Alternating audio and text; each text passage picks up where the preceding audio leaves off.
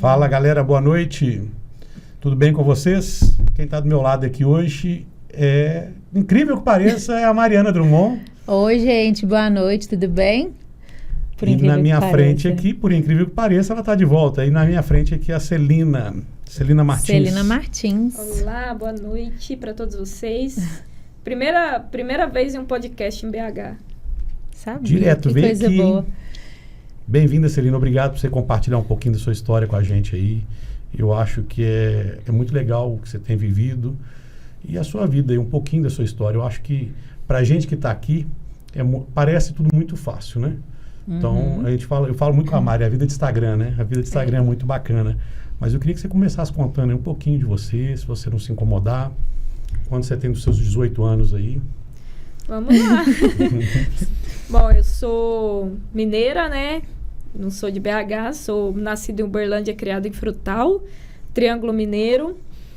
Venho de uma família bem humilde, mãe viúva 2 vezes, pai falecido aos 3 anos. Igual eu estava contando para vocês, minha família nunca teve nenhum veículo, então não tenho motociclistas em casa. Meu primeiro contato com moto veio através do esposo da minha tia, quando eles namoravam ainda. E era um contato muito pouco ali, às vezes carregava a gente ali só para dar uma voltinha e só, né? E aí, quando eu fiz 19 anos, eu comprei a minha primeira moto, a CG Fan 150, comprei zero, financiada em 48 parcelas, sem entrada, porque eu trabalhava na rodovia e eu tinha que ir de bicicleta todo dia, 14 quilômetros. E era a BR-364, uma das mais perigosas aqui, principalmente aqui em Minas, né? E aí eu falava, nossa, muito perigoso eu ir de bicicleta pela rodovia, né? Acostamento, essas coisas. E aí comprei a minha primeira moto com 19, comecei a viajar e nunca mais parei. E essa moto que você comprou é a que você tem hoje? A mesmíssima moto? A mesmíssima moto. A gente ia numa construção de histórias, de muitos quilômetros, né? Comprei com muito suor. Na época, eu até brinco, eu tive que até falsificar um olerite para comprar essa moto, porque eu tinha só 3 meses de firma. E na época era muito difícil ainda financiar. 2011 ainda era bem difícil. Pra vocês terem ideia, demorou uns 3 ou 4 dias para aprovar a moto. E aí eu falsifiquei um olerite para falar que eu trabalhava mais tempo na empresa para eles aprovarem, né? E aí deu certo. Aí comprei a moto, não tinha habilitação ainda, eu estava tirando. Aos seguidores já seguindo mau exemplo. Um bom exemplo, né? Não tinha. Para você ter ideia, na primeira semana que eu comprei a moto, ela estava sem placa, que também na época demorava em emplacar, mais ou menos. Cidade pequena, acho que demorou uns 5, 6 dias para emplacar a moto.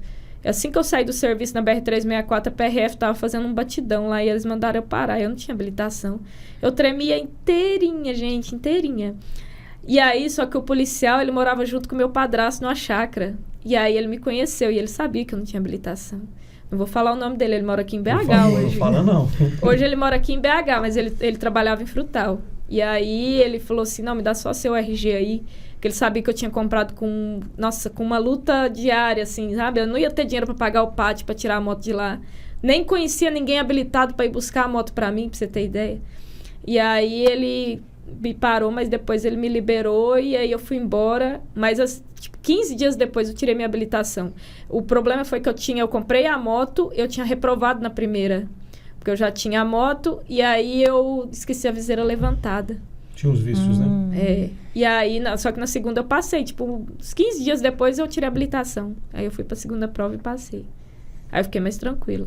Ainda bem que não prendeu a moto, né? Porque você trabalhar ali, conquistar e conseguir pagar um bem é muito difícil, né? É muito difícil. E você sabe, quando vai preso assim, você tem que pagar o pátio, você tem que pagar a multa. Fora que você não consegue tirar a habilitação depois que você fica suspenso, né? Porque você ia perder a pauta, né? Exato. Então eu fiquei com muito medo. medo. Quando você comprou a moto, você comprou pra trabalhar porque você ia de bicicleta. Mas fora essa vontade de ter a moto para trabalhar, você já tinha alguma quedinha, assim, por motociclismo? Você tinha, por exemplo, alguma influência? Na época não tinha essas coisas, né? Mas já tinha alguém no qual você se espelhasse? Não, assim, na verdade tinha uma amiga em Frutal que eu via muito ela de moto grande, né? Ela foi acho que foi a primeira mulher de frutal, até moto grande.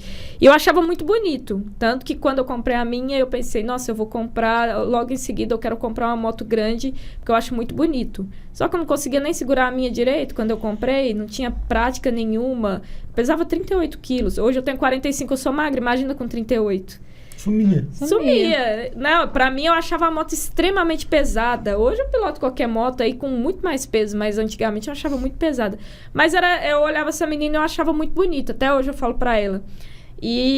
Mas assim, de internet não. Na época eu não procurava... Antes de eu comprar a moto, eu não procurava nem conteúdo, porque na época o forte era o YouTube ou o Facebook, né?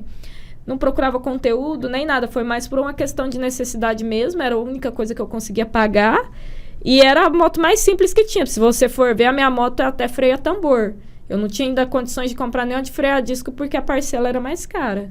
Mas você tinha 19 anos na época. 19 anos. Ganhava um salário mínimo. Super aquisição, se você parar pra pensar. Sim. Foi uma coisa assim, eu falo que a partir do momento que eu parei de beber e parei de ir em festa, começou a sobrar um dinheirinho para eu poder ter um veículo. Eu falo muito isso, são escolhas, né? São escolhas, são escolhas. Você escolheu é parar de beber. É a mesma coisa hoje, né? As meninas de hoje, a Celina sabe melhor do que eu aí, as meninas nessa idade de 19 anos, acho que é o seu público maior, assim, de... Não, hoje meu público é mais velho. Os mais velhos? Porque o meu maior público é de 35 a 44. É? Aham. É pela história e eu acho que pela questão pelo que da você viagem, faz, né? Que é uma coisa mais para independentes, assim, sim. né? Mas a questão de se espelhar em você são essas meninas mesmo hoje. Que estão começando no motociclismo, que querem... muitas delas, assim como eu, não teve oportunidade de viajar quando era criança. Fui conhecer a praia, eu tinha 22 anos. Até hoje, a minha mãe e meu irmão não conhecem a praia. Minha mãe vai fazer 60. Isso é muito comum, né? Isso a gente acha que não, né? Mas é muito comum. Principalmente quando é do interior, né? Sim. Eu lembro que eu fui conhecer a praia também com 18 anos. Então, não é diferente. Não é, a gente acha que, igual eu te falei, né? A gente acha que a vida é muito fácil. Então, aí você vê, você tem hoje 32 anos, desculpa falar, não sei se eu podia. Não, pode. Perdão. Então, há 13 anos atrás, você comprou uma moto. 48 vezes, deu 4 anos. Então, você não vai pagar ela em 4 anos depois. Você comprou... Com 23 anos. Com 23 anos. Você acabou de pagar a moto. E você, durante essa época, você estava pagando a moto, você fazia pequenas viagens. Fazia pequenas, isso. Frutal para São Paulo Frutal. Primeiro eu comecei a fazer Minas, eu fiz ali toda a região de Minas ali perto, Planura, Pirajuba, Campina Verde, Fronteira. Foi assim que você começou. E aí, em seguida, eu comecei a ir para o estado de São Paulo, que a minha tia mora em São José do Rio Preto, né? Que era 110 quilômetros, só que é 110 quilômetros de BR-153, hoje uma das mais perigosas também do Brasil. E aí eu comecei a fazer esse trecho, só que em 2012 eu mudei para São José do Rio Preto, mudei em cima da moto, literalmente. Desculpa. Levou o que tinha, né? Levei o que tinha, juntei uma malinha de roupa. Na época eu era noiva e eu perdi esse emprego que eu tinha. E aí eu tava sem emprego, eu tinha terminado esse noivado. E aí minha mãe foi pra fazenda no fim de semana, quando ela voltou, eu falei, não, tô indo embora pra Rio Preto, vou morar com a minha tia. Tentar uma oportunidade melhor. Juntei um pouquinho de roupa, minha tia morava em um cômodo, com o marido e a filha, e eu fui morar com ela, morei 7 anos com ela. Aí de 2012 até 2018... Finalzinho de 2018 foi quando eu comprei o meu apartamento na planta em 2016. Aí em 2018 eu mudei para morar sozinha. Durante todo esse período eu viajei só na 150. Só que aí eu comecei a escutar coisas chatas, por exemplo, de grupos de moto, não sei o quê. Porque essa motinha aí, você tem que vender isso aí e comprar uma moto maior. Até hoje meu irmão apoia super. Meu irmão é meu maior apoiador. Só que na época até ele começou. Qual que é o nome do seu irmão? Bruno. Ô Bruno, obrigado aí, viu? Continue assim. Na época até ele começou. Não, porque vende essa moto, comprar uma moto maior pra você viajar, não sei o quê. Não. Enquanto eu não quitar essa moto, eu não comprar um apartamento para eu ir morar, eu não vou comprar uma moto maior. Eu sempre tive metas muito bem estabelecidas. Pra você ter ideia, meu irmão começou com uma moto, uma MT-09, a primeira moto dele. A minha não, uma 160. Só que até hoje meu irmão mora com a minha mãe. E eu já moro sozinha. Então, eu nunca me deixei levar pelas ideias dos outros, assim. Pelo pouco que eu conversei com você, parece que você é muito séria naquilo que você pretende fazer. Então, determinada, né? Determinada, muito foco, né? Muito foco. Então, você vê que a gente quer, igual eu te falei de novo, né? Escolha de novo, né? Eu vou ficar com a 150, mas vou ter um apartamento. Eu podia muito bem pegar uma MT-09, E não tem Mas não tem apartamento. apartamento, são escolhas, entendeu? Exato, O exato. Bruno, tá morando com a mãe ainda, né? Então a Celina te caguetou aqui. Queria falar não, mas depois aí você resolve aí, Celina. São escolhas, né? Tipo, hoje ele tem uma moto melhor do que a minha, digamos assim. Ele tem um S1000R, mas ele ainda mora com a minha mãe, mora numa cidade pequena e tal. Eu não, eu tive outras escolhas. Eu fiz... minha mãe nunca me cobrou, minha mãe sempre me cobrou... estuda, só falava assim, estuda. Mas minha mãe nunca pegou um caderno meu pra olhar se eu tinha feito dever de casa, nunca. Mas todo dia eu fazia. Minha mãe nunca virou pra mim e falou assim, você não vai fazer faculdade ou você vai se formar em quê? Não. Quando eu cheguei em Rio Preto, eu tava trabalhando numa empresa, com uma semana que eu tava em Rio Preto, eu consegui meu primeiro emprego. Tava trabalhando numa empresa, uma menina da empresa falou assim, tem uma faculdade tal, que eles estão fazendo o FIES com muita facilidade, que é aquele financiamento. Eu não tinha condições de pagar uma faculdade ainda, eu pagava prestação da moto. Eu fui lá na faculdade e perguntei como que funcionava. Não fiz o curso que eu queria, mas fiz um curso superior. Meu sonho era fazer física. Eu não tinha condições de fazer física porque não tinha na faculdade e era o dia todo. Eu fiz química. Fui lá na faculdade, até hoje, pago a minha faculdade até hoje, mas pago. Eu ia perguntar e me formei. Mas tá pagando. Eu sou a primeira pessoa da família a se formar também. Primeira pessoa a ter habilitação, primeira pessoa a se formar. Ou seja, aos 32 anos, totalmente independente. Sim. Aos 19 adquiriu a sua moto, depois a sua própria casa, conhece o Brasil inteiro, América do Sul. Aos 32 Falou que o Bruno mora anos, com a mãe. Caguetou o irmão. Não, mas ele falou que esse ano ele vai casar, ano que vem ele vai casar e aí vai morar com a esposa. Tomara que ele tenha falado isso. 37 anos, viu? Promoção. A namorada Apoia ele, que ele te apoiou. Então... Não, eu não vejo a hora dele casar e me dar um sobrinho. Aí, Bruno, agora a intimação ficou mais complicada, viu, Bruno? Eu acho bem legal essa parte de você fazer química. Você vê que quase não é física, mas é quase igual. Agora, por que física? Não sei, eu física? sempre gostei da subdivisão de astronomia, sabe? Sempre gostei. Sempre fui apaixonada por exatas, né? Já começa por aí. E aí eu sempre olhava e falava, nossa, eu quero fazer física, eu quero trabalhar na parte de astronomia e tal. Mas não, basicamente todas as faculdades de física são tempo integral, né? São faculdades são pesadas. Mas aí eu falei, não, se tem química, eu vou fazer química. Me formei em 2015. Nunca exerci a profissão, porque quando eu me formei, eu já fazia 7 anos que eu trabalhava numa mesma empresa. E eu já recebia muito bem, eu tinha um salário bom, que eu fui promovida várias vezes nessa empresa. E aí, para eu sair e ganhar um salário de iniciante ali na parte de química, de analista, era um salário tipo 1/3 menor do que eu ganhava nessa empresa. Para quem já tinha um apartamento, né, já estava começando ali querer dar uma virada de chave na vida e morar sozinho e tal, já era meio complicado eu largar aquele emprego para poder me dedicar a isso. Mas ainda bem, porque aí eu comecei a tentar ganhar dinheiro de outras formas, que foi a internet. Você falou nessa virada de chave. A Mari perguntou para você ali que você comprou a moto e começou a fazer viagens, né? Na verdade, você comprou a moto para deslocamento. Sim. E o que te deu na cabeça de falar assim, agora eu vou ali no Ushuaia?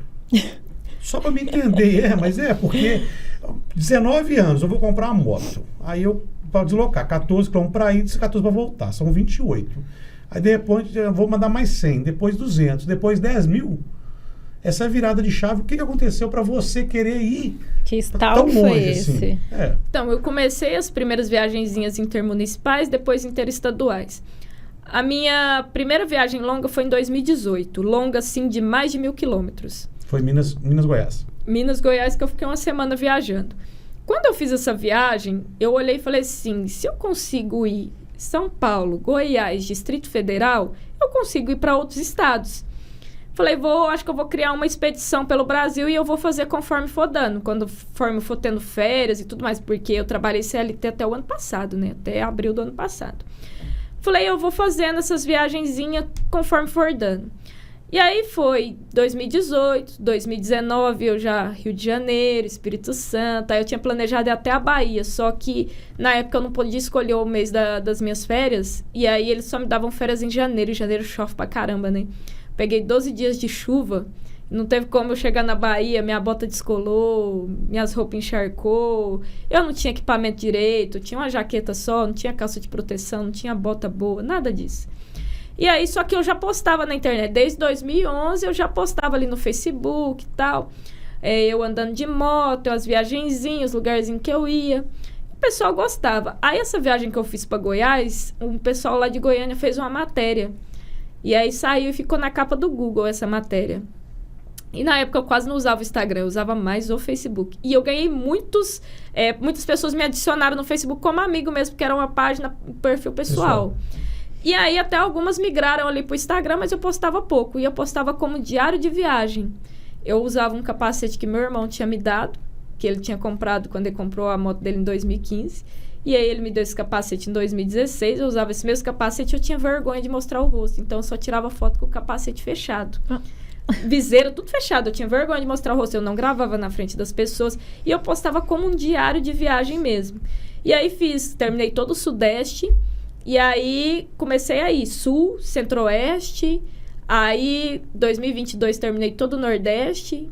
Aí 2023 falei, poxa, agora falta só 5 estados do Norte. E agora? Tipo, eu já rodei 22 estados do Brasil. Aqui é problema assim, viu, gente? Ó, já rodei o Brasil todo, agora eu vou ter que ir pra fora, né? Chato. E aí eu já tinha rodado 22 estados do Brasil. Aí eu tinha acabado de sair do banco, eu tava trabalhando no banco, meu último emprego, né? Em abril. E eu tinha planejado... Esse que você era CLT. Esse que eu era CLT. Agora eu entendi porque mudou a chave. Exato. E aí eu saí... Trabalhar no banco não é fácil, não. Foi uma decisão bem difícil ela tá pra contando mim. isso e eu tô voltando lá atrás quando eu comecei a te seguir, porque eu segui ela quando ela ainda trabalhava.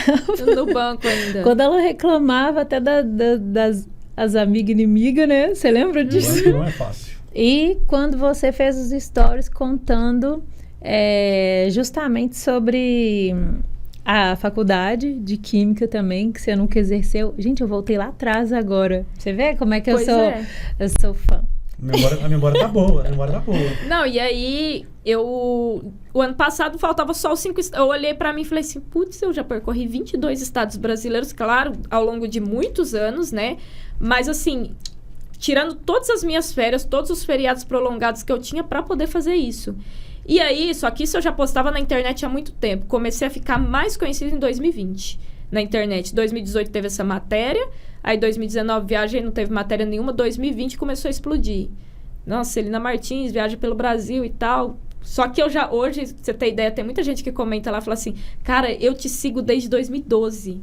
Olha o tanto que você cresceu. A gente perde até a noção do tempo. Olha assim. O tanto que você cresceu. Outros desde 2013. Muito. Tenho muitos amigos que eu fiz na internet que eu conheci através dessa matéria de Goiás. Eu tava falando pra vocês ali, né? Esse cara que eu conheci lá na divisa de Goiás. De Ariquemes, que eu pude ficar na casa... pegar o apoio dele lá em Ariquemes o ano passado, depois de 6 anos. Então, sabe, é uma relação muito legal. Que as pessoas hoje me tratam na internet como amigos mesmo, né? Ontem chegou uma moça na casa dela e me tratou assim com muita intimidade, como se a gente fosse amigas mesmo. Isso é muito legal. Você criar essa relação de pessoas que te acompanham há muitos anos, né? E aí foi fazendo essa virada de chave. Quando eu terminei o Brasil, e sempre tive isso muito claro na minha cabeça. Eu falei, eu não vou para fora do Brasil enquanto eu não terminar todo o Brasil. Porque eu quero olhar e falar assim, alguém falar assim, mas você tá indo lá para fora, você não tem experiência? Sim. Terminei todo o Brasil, fiz todos os estados, capitais e 4 extremos. E foi muito difícil. Principalmente o extremo norte do Brasil, é extremamente difícil chegar lá. Eu tava falando, você sabe que o extremo norte do Brasil a São Paulo, a distância é maior do que daqui no Ushuaia, né? Sim. O nosso território é maior, né? Exato. Então, assim... E também a condição, eu acho que é um pouquinho mais extremo ainda, né? Muito mais. É a pior estrada que eu já peguei. Dentro do Brasil foi a pior. Claro que hoje, no Peru, eu peguei até uma estradinha até um pouquinho pior. Mas dentro do Brasil, a pior estrada do Brasil, a mais difícil. Então, eu quis pegar muita experiência antes de eu ir lá para fora. Então, eu quis fazer as rodovias mais difíceis do Brasil. Transamazônica, que eu fiz um pedaço. 319, que eu fiz inteira. Para poder pegar a experiência e chegar lá fora e tirar de letra, entendeu? A 319 é a rodovia fantasma. A rodovia fantasma. Hoje considerada também entre as 5 mais difíceis do Brasil. Ela abandonada, né? Abandonada. No mundo. É isso. Entendeu? Eu acho assim... Eu vejo que você fala e parece que o que você fez, você parece que é mais old school do que Nutella. Porque, por exemplo, você foi lá, fez e ficou na casa de uma pessoa que você conheceu na internet. Isso é muito de motoclubismo, né? Daquele motoclubismo abrir assim as portas, a fulana tá com colete X, pode vir para cá que você vai ser bem recebido. E eu vejo que você, igual você falou, que muita gente falou que você tinha que comprar uma moto maior, mas eu não vejo isso. Se você se sente bem com a moto pequena, não vejo a diferença de uma moto pequena para uma moto grande. Até hoje eu escuto muito isso. Ah, que você tem que comprar... Só que muita gente que me conhece ali da internet não conhece a fundo e não sabe que eu tenho outra moto. E eu tenho a moto que eu também sonhei. Só que não é a moto que eu quero colocar em determinadas estradas. Assim como se talvez se eu tivesse uma Tiger, uma BMW e tal. Não é uma moto adequada para minha estrutura física para eu encher de bagagem e conseguir manobrar ela no meio do nada. Eu não vou conseguir. Sozinha, né? Sozinha. Então, Às assim, vezes. eu tenho consciência das minhas limitações. Não adianta eu querer sair fazendo coisa que eu não vou dar conta de fazer. Uma coisa é a moto vazia, sem bagagem, eu andar com ela na cidade. Outra coisa é eu colocar ela numa estrada extremamente difícil, cheia de bagagem, que se a moto cair, eu não dou conta de levantar. Então, eu penso porque que acontece né? muito, até de quem sabe, porque a gente falou de tudo, né, que ela veio adquirindo, a gente esqueceu de falar que ela tem uma moto grande também, né, uma moto desejada por muitas pessoas, uma moto linda, e muitas pessoas julgam por esse fato mesmo, dela ter uma moto grande e viajar para outros países numa 160. Aí, às vezes, fala assim, ela quer chamar atenção. E depois ela conversou comigo e me explicou, e eu entendi o motivo, e acho que eu também faria o mesmo. Sabe? Não faz sentido nenhum ela ir com a moto que ela tem para esse tipo de estrada e passar por... Sim. Porque você vai contar de uns perrenguezinhos pra gente ainda, né? E eu acho que com essa moto seria mais... perigoso ainda, né?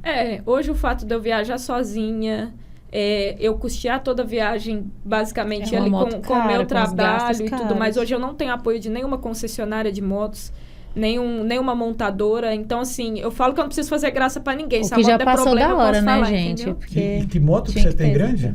Eu tenho uma Triumph, uma Street Triple 765 RS. Entendi. É uma moto top, só que não para colocar em determinadas estradas como as que eu pego, né? Na verdade, você não tem muito limite, né? Não. Porque, igual eu estava falando com você, né? Você chegou agora de uma viagem de Ushuaia que eu não teria coragem. Então, não me leve a mal. Eu acho que foi muito arriscado.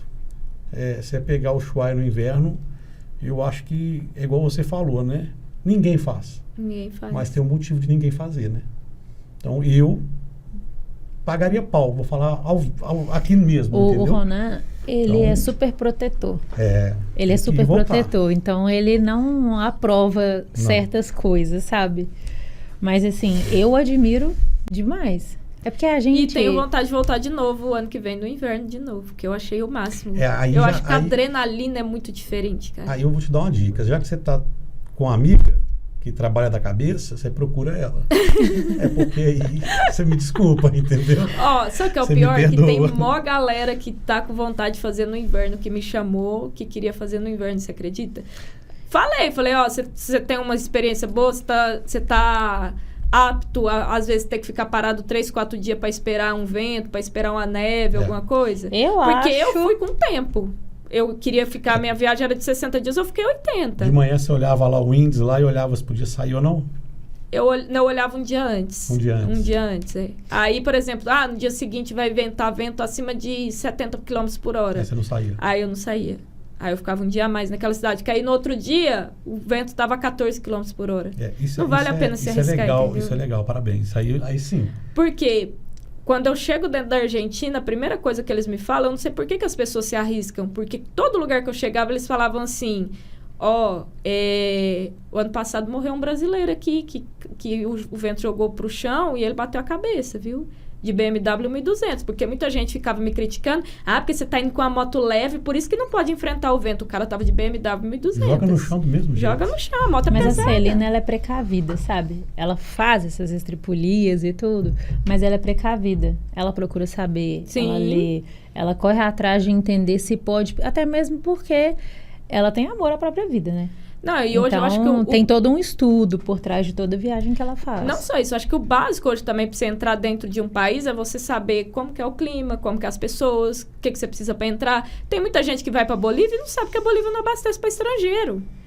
É o básico de você perguntar para alguém que foi para Bolívia, como que é o abastecimento, como que é os postos. Por isso que eu estou fazendo uma campanha para a Celina abrir a empresa de guia turística para motociclistas. Eu já estou querendo ser cliente. Isso é legal. Eu acho, ruim, não ótimo acho isso. O Cado Gomes, não sei se você conhece, ele faz bastante isso. Exatamente. Eu acho que é excelente, porque o que acontece? Isso que você falou, Celina, você pode achar que é coisa boba, mas não é. Não é. Muita gente morre lá. Muita. Então, são detalhes que pequenos detalhes fazem muita diferença. Chega a 190 km por hora o vento. A maioria das motos não chega a 190 km por hora, que vai muita gente de 250, não chega a 190. Não, e uma pancada de um vento desse não segura, não. Pode ser Harley, pode ser BM, pode ser Tiger, pode ser qualquer coisa, você vai cair. É igual a questão do gelo na pista. Porque teve um dia que realmente eu peguei. Mas outra coisa que ele sempre fala, você tem que prestar atenção no que o povo local fala. Cuidado com a sombra. Porque é onde não bate sol, vai ficar o gelo. Eu peguei perto de Bariloche. Esse dia eu errei o cálculo, de verdade eu errei o cálculo, porque estava escrito que ia nevar no dia seguinte, eu sempre saí um dia antes, só que tinha nevado à noite já. Nevou na estrada, não nevou dentro da cidade. E aí eu peguei, realmente, mas assim, era o cuidado. Quando eu fui pesquisar sobre isso, um cara me falou assim, sai depois das 10 e para antes das 4. Então era todo dia, eu saía depois das 10 e parava antes das 4. Consegui rodar 300 km, é o que eu vou rodar hoje. Deu 4 horas, parei numa cidade. Acabou. Você foi com o tempo, né? Você não teve aquele travamento de tempo de CLT. Isso, exato. Fui tranquila. E esse gelo negro aí, você ficou com medo? Eu dei uma rabiada assim, mas eu usava um negócio lá no pneu, que tá grudado até hoje na roda da moto, que segurava bem pra caramba. Porque teve um dia que eu praticamente pilotei na neve. Acho que tem até uma foto aí, né? E aí segurava bem pra caramba. Só que tinha que passar a cada 20 km, né? Ou então se colocar corrente. Como não tem corrente pra moto, você tem que adaptar. Daí eu passava esse sprayzinho, tá até o branco ali na roda, tá vendo? Por causa desse spray. Esse spray segurava bem. Aí foi dica do pessoal lá também. Eu tenho, a Mari fala que eu sou protetor, mas é o seguinte, eu acho que o mundo é muito cruel. Sim, também. Eu não vou mentir pra você, Celina, eu acho muito perigoso o que você faz. Porque mulher, sozinha, numa estrada deserta, você vai me desculpar, pra mim é 90% de chance da merda. Não desmerecendo, tá? Você me desculpa. Mas não é desmerecendo você, mas simplesmente desmerecendo os homens. Sim. Porque o homem é cruel. Sim. Tá? Então, eu acho que é mais ou menos isso. Você não acha melhor você chamar alguém para ir com você? Eu acho que toda viagem longa, o estresse é muito grande. Passou de uma semana de viagem, as pessoas já começam meio que discordar das ideias. Quando você vai com alguém, por exemplo, essa viagem que eu fui e eu queria ficar só 60 e fiquei 80 dias. Você concorda que a pessoa me abandonaria ali nos 30 dias? Provavelmente. Porque talvez ela tenha outros compromissos, ela tenha outras prioridades, as ideias não iam bater. Tinha dia que talvez eu não queria rodar, a pessoa ia querer enfrentar o vento. Então, assim, às vezes eu acho que é até mais perigoso você ir com alguém que não dá certas ideias do que você ir sozinho. Porque você vai sozinho, se der merda, você dá um jeito de consertar ali sozinho. Se você vai com alguém, além de você ter que consertar a merda, você ainda tem que convencer a pessoa, entendeu? Então, eu acho isso muito... Todas as viagens que eu vejo, pra você ter ideia, eu tava conversando esses dias com um cara que ele caiu lá no 73 malditos por causa do vento. Porque o cara quis enfrentar o vento. Só que quem caiu foi o outro, ele quebrou o pé. E ele pediu pro cara ficar 2 dias esperando ele em Santiago. O cara montou na moto e foi embora e deixou ele sozinho. Então, assim... A gente acha que a gente conhece as pessoas que viajam com a gente não conhece.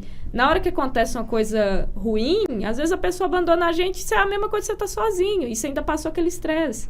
Então, hoje, estatisticamente, o lugar mais perigoso para a mulher ainda é dentro de casa, com os conhecidos. Se a gente for olhar as estatísticas, a maioria das mulheres são mortas pelos seus companheiros, né? Pelas pessoas conhecidas. E eu triste fato, né? Infelizmente. Eu ainda me sinto mais segura numa rodovia deserta dessa daí do que muitas vezes andando dentro de uma cidade dessa daqui sozinha. Porque dentro da cidade, tanto de gente e tal. Mas deserto desse daí, não para em lugar nenhum, vou embora. Na verdade, você se sente bem ali, né? Eu me sinto bem, sabe? Tipo, eu entro em desespero. Eu fico aqui em desespero. Quando a sua moto estragou no meio daquela lama, eu fico assim, meu Deus, e agora? Daí eu fico lá querendo mais histórias pra saber o que tá acontecendo, porque eu entro em desespero. Mas sempre, por exemplo... Aí vai, passa uma caminhonete. Aí a caminhonete só dá uma...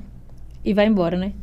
Aí depois o homem volta pra ajudar a levar a moto dela. A moto dela impregnou a lama. Não, assim. o mais legal daquele dia que o cara voltou é que ele não voltou. Primeiro ele passou, ele e outros caras que estavam trabalhando lá. Aí eu já tinha morrido. Passou ele e outros 3 caras que estavam trabalhando. E aí ele falou assim, ó, nessa caminhonete que eu não consigo levar, que a minha caminhonete de trabalho, mas eu volto em casa e volto pra te buscar. Eu vi isso. E eu não botei fé, não. Só que quando ele voltou com a esposa dele.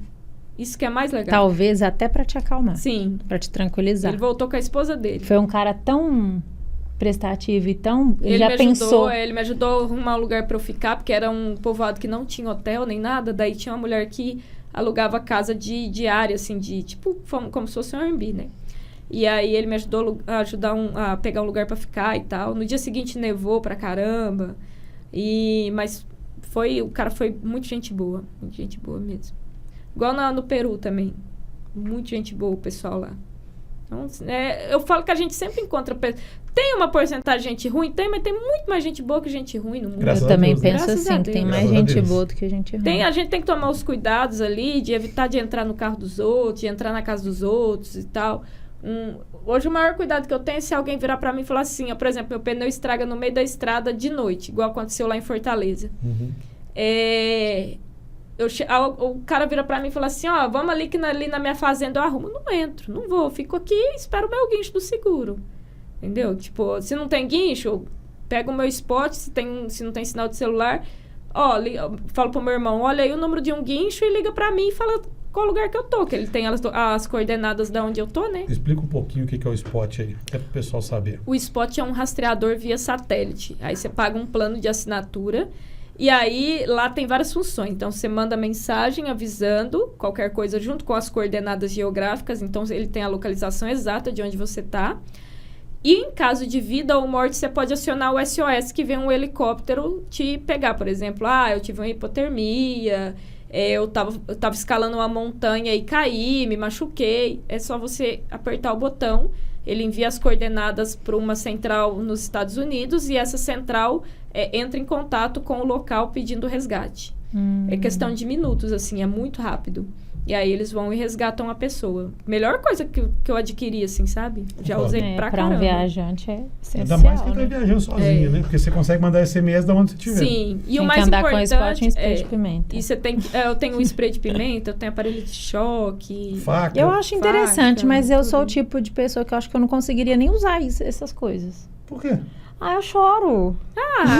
Eu quero ver no apuro. Nossa, se não consegue. eu tremo tiver lá, não vai ter toda. jeito, não. Eu Eu acho sou que muito a gente muda, medrosa. né? Eu Quando sou eu muito chego num medrosa. lugar, por exemplo, que eu não tenho muita segurança de dormir, que Eu tem tenho hotel medo. que a gente fica meio assim, né? Eu tiro todas as coisas e coloco embaixo do travesseiro. Ouvi um barulhinho na porta, eu já pego. Já Eu fico sou medrosa. esperando. Eu não sei se eu conseguiria fazer esse tipo de viagem sozinha, não. Eu acho que eu ia ser do tipo que ia chamar uma companhia, me estressar com ela, e estressar ela, né? Mas eu não faria sozinha, porque eu sou medrosa. Sabe? Chegar, escurecer e eu não cheguei no hotel ainda, eu ia começar a entrar em desespero. Num lugar que você não conhece, num país que você não conhece, uma língua que às vezes você não fala. No meu caso, né? Nenhuma. Então, eu ia entrar em desespero. Não, Então, mas tem hora que a gente dá um desespero assim, mas você tem que limpar as lágrimas e seguir. Foi o Mas eu acho que aconteceu tem comigo. gente que nasce pra essas coisas, sabe? Eu te acho extremamente E corajosa. Eu não sou. Você fala assim, nossa, mas você sentiu medo quando o cara parou o caminhonete? Não. Tava ali com meus negocinhos ali, ó. Meu spotzinho ali, ó. Se eu apertasse, ó. Tranquilinha. Você não sentiu medo, mas já tava ali no dedo, né? Não, a gente fica ali, tipo, a hora que parou 5 caras lá, o cara falou assim, eu posso mexer na moto? Eu afastei, não dei as costas pra ninguém, afastei, fiquei com um spot numa mão e a outra no bolso, porque o meu spray de pimenta fica no bolso, né? E fiquei com o spray de pimenta no bolso. E fiquei ali esperando. Nunca aconteceu nada de você ser assediada assim, nada. Lá em Porto Alegre. Em Porto Mas Alegre. dentro da cidade. Um seguidor queria me levar pra casa dele de todo jeito. Eu tive a minha Triumph estragou lá em Porto Alegre. Tava voltando do Uruguai. E aí eu falei, né, na internet que eu estava em Porto Alegre, porque a moto tava estragada lá e tal. E aí esse cara ficou ligando sem parar, ligou na concessionária, pra você ter ideia, falou que ia me buscar e tal. E eu falei que eu não iria porque ia arrumar a moto e eu ia seguir viagem. Não, porque eu vou ir, não sei o quê. A minha sorte foi que chegou um outro seguidor e uma moça pra me conhecer, e esse cara veio, ele não falou nem oi, ele já chegou assim, ó, vim te buscar. Falei, não vou. Não, mas eu falei pra você que eu separei um quarto pra você lá em casa, não sei o quê. Como que você separou o quarto pra mim na sua casa, sendo que você nem sabia que eu ia parar aqui? Fiquei com medo. Aquele lá eu fiquei com medo. Daí eu pedi pra um outro seguidor me acompanhar até a saída da cidade. Isso daí eu fiquei... É aquilo que eu falo com você, né, Mari? A gente tem que tomar cuidado. Eu acho que mulher é muito... Acho que eu sou cagão, sabe, Celina? Eu acho que excesso de zelo, eu acho que eu já vejo ali, olho... eu acho que é muito complicado o que você faz. Agora, eu acho, dou parabéns pra você, não te desejo sucesso aí, não...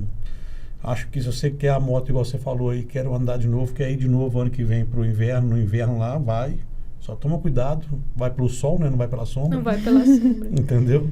E você teve agora lá no Ushuaia, você teve um acidente um pouco antes, acho que foi o primeiro acidente que você teve num rolê desse, numa né? viagem, isso mesmo. E conta um pouquinho aí, porque você ficou bem abalada, eu não coloquei o vídeo eu acho que não precisa, mas eu acho que é bom, né? Depois você vê que você estava comemorando aí no portal, faltava 200 e poucos quilômetros pra você chegar. Isso aí.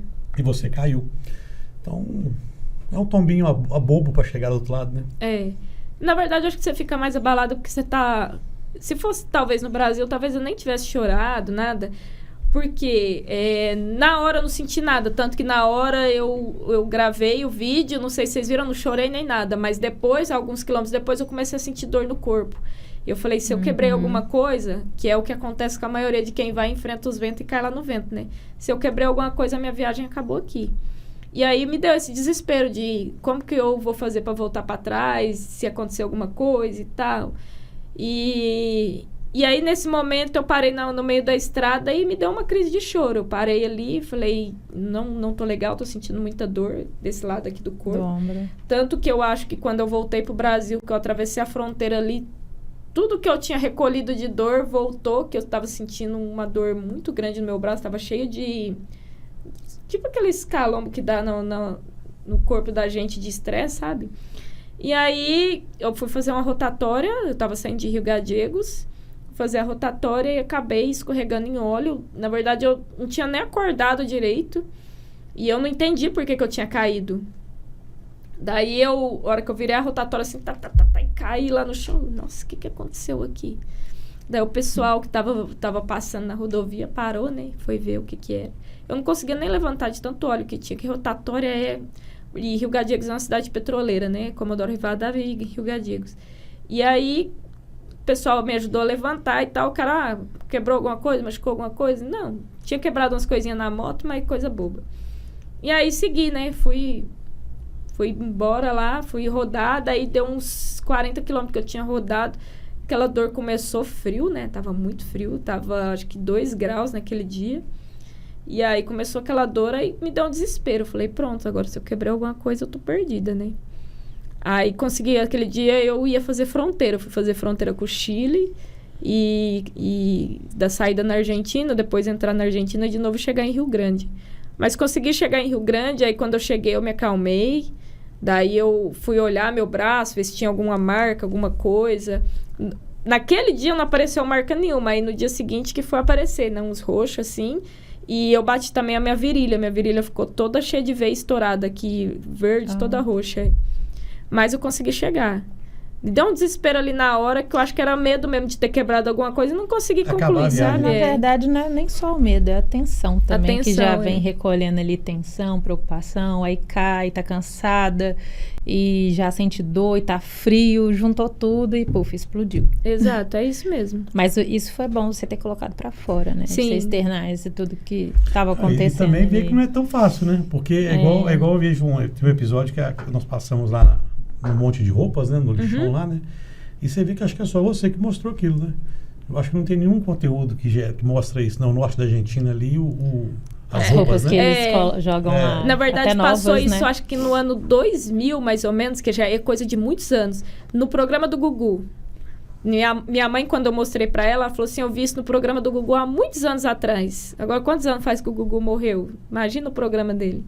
E aí, quando eu vi, né, eu ouvi falar, o rapaz tinha me falado desse lugar aí, são 2 lugares, né, é quase um de frente ao outro. Um é o cemitério de animais na beira da rodovia, que é também um lugar bem interessante, que não é comum você ver, que as pessoas vão lá, enterram os animaizinhos, deixam até os pertences do animal lá, caixinha, cobertinha, tudo, E o de frente é o lixão, o maior lixão de roupas do mundo. Que também, só que é um lugar perigoso, é um lugar periférico, né? Então... Você passou por lá, não foi? Passei Você contou, disse que tem roupas novas, assim, tem, né? Das não, fábricas. E é assim, você anda muito e tem muito lixo. São montanhas e montanhas de roupa dos 2 lados. É uma estradinha de terra, são 2 quilômetros de estradinha de terra. Montanhas e montanhas de roupa dos 2 lados. E pneu também, né? Pneu também, porque Iquique é a maior fabricante de pneu do Chile ali. Não sei nem se é do mundo. Mas tem pneu jogado na cidade inteira. Você sempre acha... E fica lá em cima. É isso mesmo. Eu não sabia que eles fabricavam pneu. Muito. Aquela região ali onde eu fui mostrar as roupas, tem muito. Tudo é feito de pneu ali, os portão, tudo de pneu. Por causa da... Reparei, vou tentar reparar. Jogado na cidade inteira ali em Antofagasta. Qual que você gostou mais, o Ushuaia ou o Atacama? Ah, o Ushuaia, com certeza. O Atacama é muito tranquilo de chegar. Não, que você gostou, não que você passou mais perrengue. Não, que eu falo é tranquilo de chegar, mas eu falo assim, mas no Ushuaia eu passei mais perrengue do que no coisa, mas eu gostei muito mais do Ushuaia, porque eu acho que tem um nível de dificuldade um pouco maior, as paisagens são diferentes. O que eu vejo? Muita gente sai daqui do Brasil para ir para Atacama só para tirar uma foto na mão do deserto, não faz nem um passeio em São Pedro do Atacama, que é o principal, né? De ver ali as lagunas do deserto, de ir no geysers, de ir no ônibus e tal. O povo só vai daqui, anda tudo, só para ir lá tirar uma foto na mão do deserto e não faz nem um passeio. Sendo que o principal ali de São Pedro do Atacama é mostrar as belezas do deserto. Na verdade, a mão ela é um bônus, né? Eu vejo ela é um bônus, Eu vejo como a gente tem que ver o seguinte, tem muita coisa no meio do caminho, muita coisa bonita. Sim, muita coisa bonita. Mas você achou a estrada mais bonita para o Ushuaia do que para o Atacama? Ah... Não sei a estrada. Aquele te abalou, né? Vamos falar assim. Qual te abalou? Não sei a estrada, mas eu acho que o Ushuaia tem muito mais coisas bonitas ali em volta do que o Atacama, assim. Eu gostei mais de ir pro Ushuaia. Eu achei que foi mais divertido, digamos assim, sabe? É que eu não vi muita dificuldade para chegar no Atacama. Eu achei muito tranquilo, assim. As paisagens bonitas e tal, mas não vi muita... O que eu tô entendendo, ela gosta de aventura. Ela gosta de se ferrar. Então... eu sou mais grosso. E aí, pro Atacama, ela tinha dito isso foi ontem, né? Ontem. Falando assim, que pro Atacama é muito tranquilo. E se ela gostou do Ushuaia, porque é de um nível de... um grau de dificuldade maior, é porque ela gosta disso mesmo. No Atacama também você foi no inverno, não, né? Fui no inverno. Peguei -7 no Passo de Rama. Então o negócio seu Eu fui no inverno. Só que lá encontrei... Você é mineira do Sul, lá do Rio Grande do Sul. Só que encontrei muita gente do Brasil indo para Atacama também no mesmo dia. Então, no inverno, o pessoal vai mesmo. Acho que talvez seja para ver os geysers, não sei, né? Que diz que fica mais bonito também no inverno, que chega a fazer menos 20 graus e tal. Não sei se o pessoal vai mais por isso. Ou não. Obrigado, Mas eu fui no inverno também. Eu passei no Atacama em julho, bem no meizinho do inverno ali. Celina, quantos países você fez no total? 5, né? Uruguai, Argentina, Chile, Peru e Venezuela. Faltou Bolívia, hein? Eu estava bem no meio da crise política quando eu estava lá para poder entrar na Bolívia, por isso que eu não entrei. Porque tava bem o dia que os militares estavam na rua para dar o golpe militar. Passado? Não, foi agora. Foi mês agora. Passado, mês retrasado. Botaram o tanque isso, lá, perdão. Isso mesmo. Daí eu tava pertinho de Santa Cruz de la Sierra, mas não entrei por conta disso, por conta da crise política. Muita gente me aconselhou, falou, não, é melhor... Porque como eu já tava numa maré que eu tava passando muito perrengue todo dia, falei, só falta eu entrar na Bolívia, se fechar a fronteira eu não consegui sair. E aí eu tinha compromisso no Brasil dia 25 de julho. Falei, não vou entrar. Passei do lado... Eu estive na fronteira... ali nas cidades da fronteira e não entrei. A Bolívia eu não fui, não. Mas eu acho que eu tenho vontade de ir até ali. Depois de Tilcar ali, a gente segue pra Bolívia. Antes do Rama, né? Só que ali você sabe que é um rípio pesado, né? É a continuação da Ruta 40. É o pior lugar da Ruta 40 é ali. Não sei. Pesadíssimo, Eu estudei pesadíssimo. porque- A altitude também, mais de o 5 problema mil é o que metros. você falou, é você chegar lá, pagar caro e não te abastecer. É. Porque tem um subsídio do governo, né? Sim. Na Bolívia, né? Para evitar contrabando, eles não abastecem, né? Pra não Mas trazer. tem os truquezinhos, né? Você chegar, conversar, falar que você está disposto a pagar o mesmo preço do brasileiro e tal. Aí alguns abastecem, outros não, outros dá mais trabalho. Mas se eu sei que a polícia lá, você fala, eles bateu o pé e falar, não vou abastecer, você chama a polícia obriga eles a abastecer e preencher a guia. Porque por que eles não gostam de abastecer? Porque você tem que preencher a guia. papelada. Aí a polícia vai lá e eles são obrigados a abastecer e preencher a guia. E a Mari falou que você teve os perrengues aí. Conta o maior perrengue que Conta você o teve perrengue aí. da polícia. caso da polícia. Nessa última viagem eu tive muito. Da polícia muito. onde? No qual No país? Peru. No Peru? Se Se fosse na Argentina, era La Plata. Não, que nada. Os policiais da Argentina, gente boa demais. Ajuda demais. Conversador até. No Peru, eu tive vários perrengues, né, na verdade. Foi os dias que eu mais chorei, né? Eu acho que o estresse que eu tava passando ali já de muitos dias na estrada, altitude, frio. Deixa eu só entender, só te interromper uma coisinha, desculpa. Você foi pro Ushuaia agora. Uhum. Você falou que foi pro Bolívia agora também. Não, Bolívia não. Peru. Não, Bolívia antes. Não, Bolívia eu não Bolívia fui. tem 2 meses, não. Você ia, mas tava com problema Sim. da política. Eu ia entrar ali dentro da Bolívia golpe para lá, depois vai entrar chamar no golpe. Peru, Aí, você tava onde quando você ia pra Bolívia? Você tava no Atacama? Eu tava no Atacama, isso Então, mesmo. peraí, você fez Atacama, Peru e Ushuaia? Aham. Eu tive que cortar a Bolívia. Você tá solteira, né? Solteira. Então, galera aí, ó. Quem quiser andar de moto aí, ó. Tá solteira, entendeu? Tá solteira. O coxinha aí que fala que moto pequena não vai. Ó, mulher sozinha, Atacama, Peru, ia pra Bolívia, não pôde Bolívia. Falou assim, não tem nada pra fazer, eu vou descer pro Ushuaia. Vou ali. Então, Não, foi o fica a dica contrário. aí, ó. Eu fui primeiro pro Ushuaia. Ushuaia, Ó, subi praticamente toda a Ruta 40. Eu só cortei a Ruta 40 ali em Tilcara, subi praticamente ela inteira. lá de baixo. Lá de baixo, tipo, acho que uns quase Você 3 não subiu mil. a Ruta 1, não? A Ruta 1 não, eu fiz a 3 inteira. Aí subi quase a Ruta 40 inteira, fiz Mendonça ali, Poteirilhos e tal.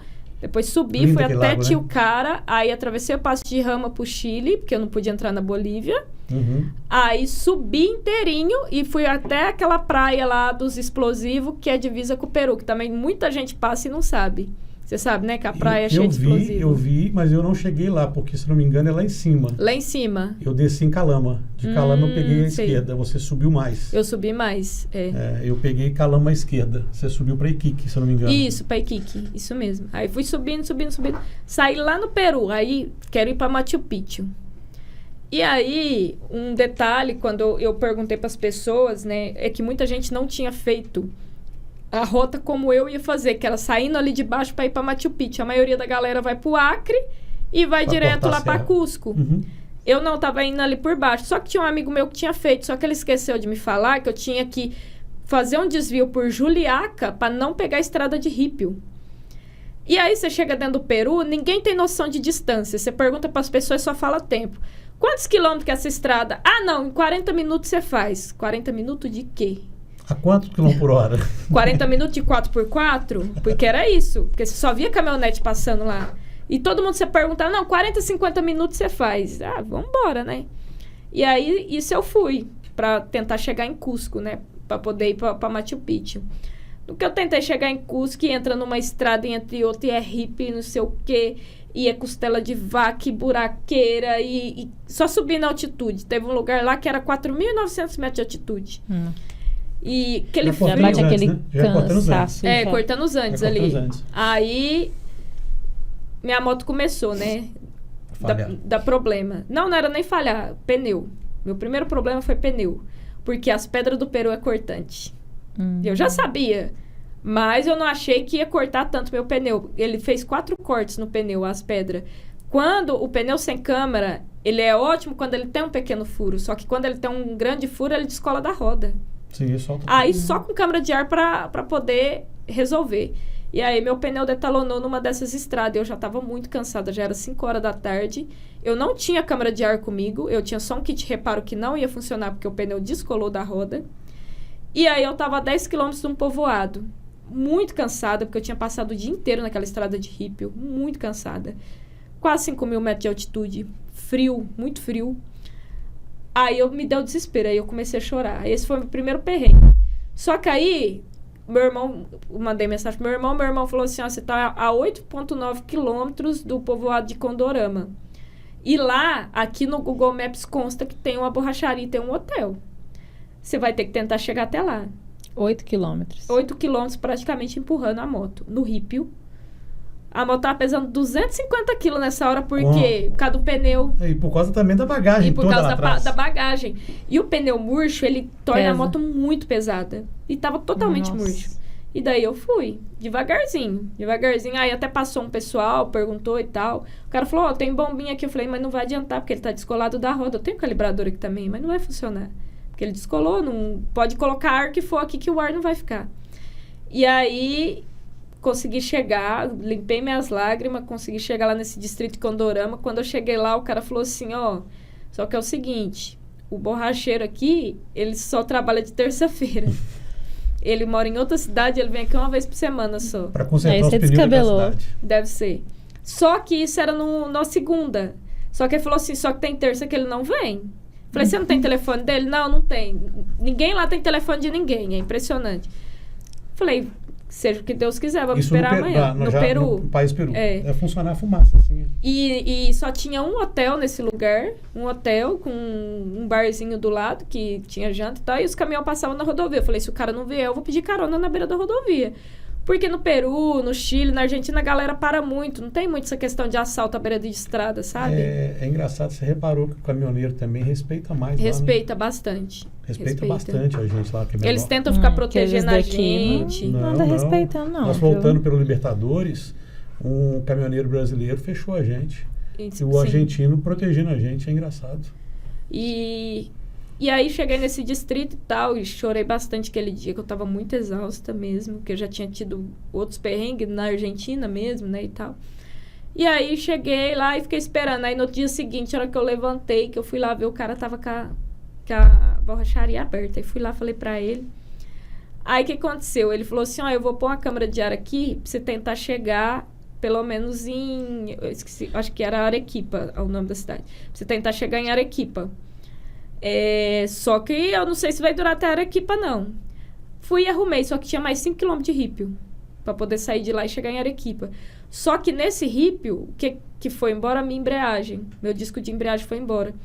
Quando eu tentava, a hora que eu terminei o rípio ali, que o rípio eu fiz de primeira e segunda marcha, né? Que tava devagarzinho, tinha bastante caminhão nessa região. A hora que eu terminei o rípio, eu vi que a moto não engatava a terceira de jeito nenhum. Daí eu soltei a mão. Falei, eu desisto desse trem. Parei no posto de gasolina.